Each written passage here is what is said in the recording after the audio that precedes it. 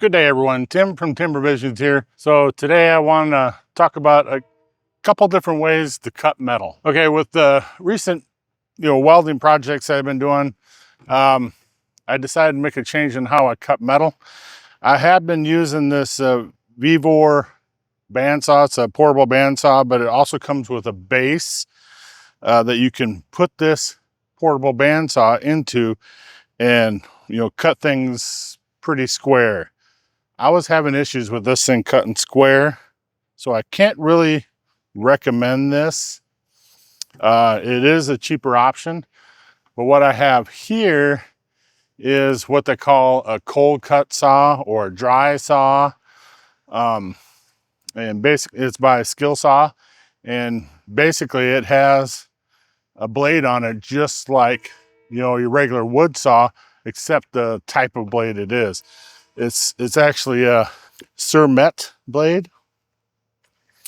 So the tips are like specially designed to cut metal. And I was pretty impressed by this, the way it cut. I've made a couple cuts on with it, and I'm gonna show you the difference here today. This isn't a bad option. I mean, if you want something portable and fairly cheap, this isn't bad, poorly priced. It's pretty cheap compared to like a Milwaukee one. But what you're gonna see in this demonstration is similar to what a Milwaukee would be like. It's not a Milwaukee, but it'll be similar to that. So I'm gonna show this one first. Okay, so the system for locking these in is pretty similar in both of them. You got a sliding thread here, and you flip this down and then it'll actually thread. But I'm gonna put a piece of metal in here, and we're just gonna cut a sliver off. You push that up against it, and then you thread this in, and that'll actually lock it in. And the speed on this it's better than a hacksaw, probably similar to a sawzall, but it does lock it in, and you should get a fairly good cut. The biggest thing to remember is not to push and just let it do its thing. You don't want to be pushing on it. So this is a fairly fresh blade, and it is a Milwaukee blade that's in here.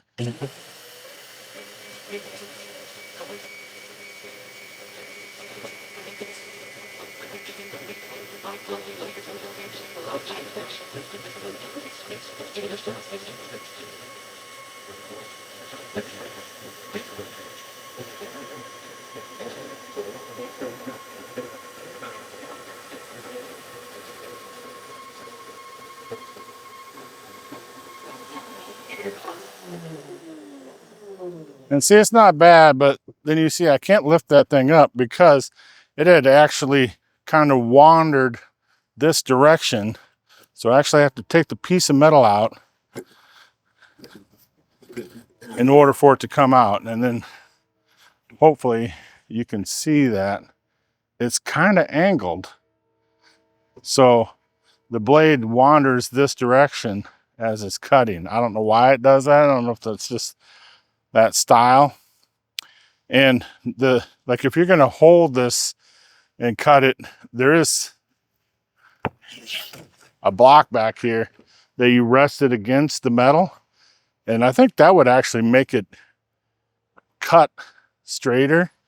So the fact that you clamp it away from this, I think hurts you. And I don't think you can slide this out. No, it doesn't look like you could like slide it out. So I don't know. Some bandsaws don't have as big of a gap here, and they probably cut a little better, but you're not gonna be able to cut as big a material either. I'm not sure how big that will cut. I'm sure it's pretty close to the same as this one. So this one I know claims to cut 4.5 inches. So you can put something in here that's 4.5 inches that it will cut. And it's got a nice blade guard that comes out as you cut. And it's got a shield here, and the material you're from cutting is very small on this one. It's like dust. And over here, it's like small chips. So it's the material that comes off is bigger on this one. But I'm going to show you this one. And Evolution makes one of these too. There's a few different brands. But I was looking at an Evolution one, and those things are spendy. You can get, the smallest one is about the same price as this, but it won't cut as large as this. I think it'll only cut 2 inches. 2-inch in diameter. But this thing is pretty impressive. So it does have a little safety deal here, and you can use a right hand or left hand. But yeah, you just turn it on, and it's almost like cutting wood.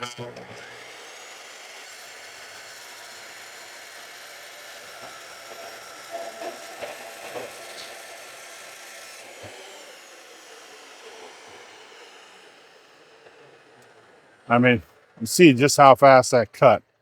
And it isn't super hot like you'd get with, so the right side of this is where I just cut it off, and the left side is from the previous cut. You can see just how much of a angle that cut.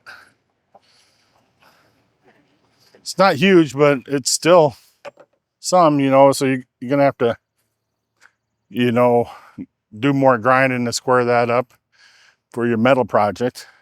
So this is a 3-inch flat stock, and it's 1/4 inch thick. Let's put a hunk of tubing up here.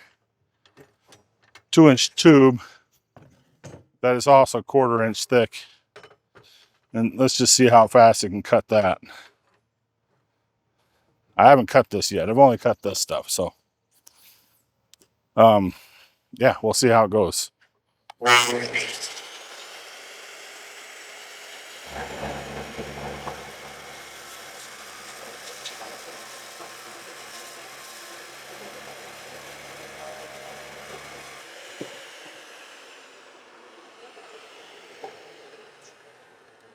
I mean, that's freaking impressive.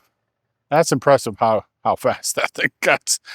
And you know, it's warm, but if it was a, you know, like the standard chop saw with it's like a disc, you know, you would not be able to touch that afterwards, and I can touch it. I mean, it's warm.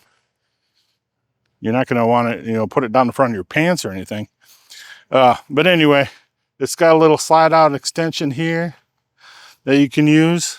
It just gives you a little bit, like 6 inches or so, 6-8 inches extra on the left side here. So I'm pretty impressed with this. I will put an Amazon affiliate link for this in the description if it's something you're interested in. So I got a little warm out in the sun. The camera overheated and said no more. So I came up here to sit on the deck in the shade. Hopefully it'll hold up a little longer. But anyway, I kind of wanted to show that there is a locking mechanism to lock it down.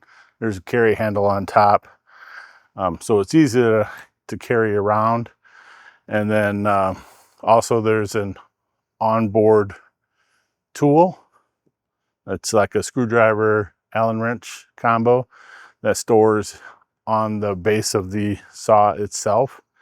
And then also there's, I kind of mentioned it, that extension on the left side. So you got a little bit more base to set your metal on when you're cutting. So I will be doing some more projects here in the future. I want to make another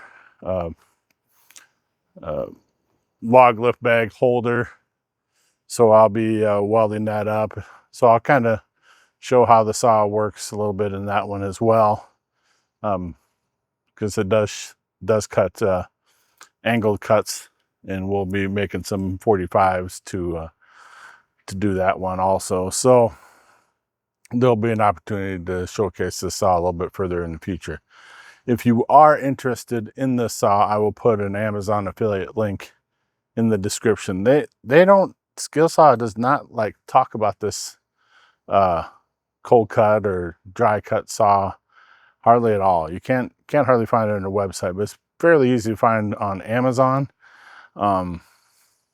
Like I said, Evolution Saw is kind of the one that started this whole thing. And I think their Evolution is a really good brand, but Skilsaw isn't a terrible brand either. I've had lots of Skilsaws, branded saws. You know, at my jigsaw is a Skilsaw. My wood cutting miter saw, sliding miter saw is a Skilsaw. You know, they're not top of the line, but for the price, it's a pretty good saw. And then this blade itself is worth a little bit of money that it comes with. It comes with this Diablo cermet-tipped saw that is designed for cutting metal. The reason you can't just get this saw blade and put it in your regular saw is you can't have that fast RPMs. I can't remember what the regular chop saw is, in the tens of thousand RPM. And I think that this is like around 8,000. Don't quote me on that. 6 to 8, somewhere around there, 1,000 RPMs. And it needs to go a little bit slower so the saw can do what it needs to do to cut. But I've been thinking about getting one of these types of saws for a while now, and I went ahead and pulled the trigger. This was not given to me by anybody.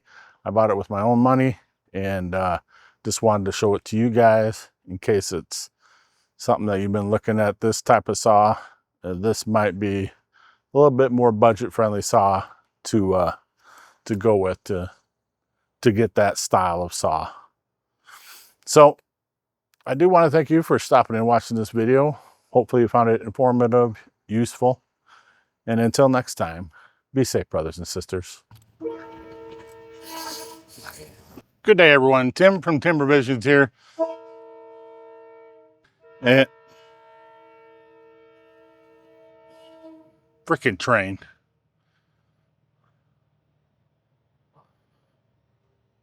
Are you done?